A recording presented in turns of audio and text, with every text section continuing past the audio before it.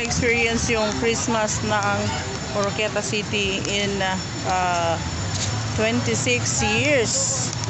26 years na hindi ako nakapagpasko rito. Ngayon ulit, di ba? So, yan, namamangha naman ako sa mga ano dito dahil hindi kasi ganito yung setup ng plaza dati.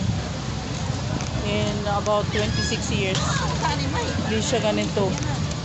So, maraming food bazaar. Yung mga lights na yan, yung nakikita mo yan. Nakikita nyo yan, yung mga nakabitin na yan. Yan. Yung mga lights na yan. Bukas, makikita yan natin yan mag-open. Pero, partial pa lang yun. Kumbaga, testing lang ng lights, ng opening ng lights. Yan, this is Oroquieta City. Baliktad yan. Baliktad yarn. Oroquieta City. So, yan, makita mo yung mga lights na yan sa daan. Yan. Hanggang doon sa dulo. Marami yan hanggang doon sa post office. Mag-open yan bukas. So, try pa lang daw, partial opening. Bukas siya ng alas 6 ng gabi. So, para sa Pasko na yan. So, pero marami na siyang food bazaar. Nag-start na sila. So, bukas we will be witnessing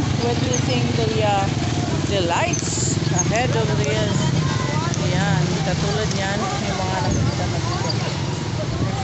Okay, so dito muna tayo sa Boulevard. Yung mga kasama ko dito sa Boulevard. Yan. So don't worry, yung kasama ko dito safe. Yan ang Boulevard paggabi. Hindi nga lang makita kasi walang ilaw yung cellphone ko. Mahangin. Char. So anyways, oh, siyempre, walang nangingisda ngayon. Mahangin eh.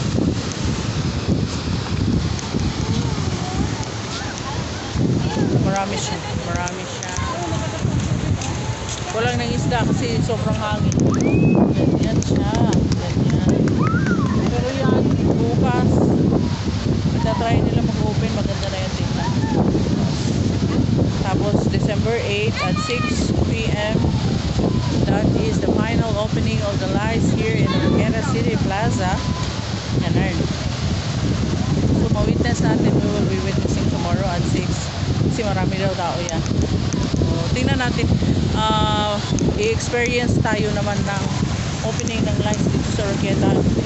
Kalain mo yun?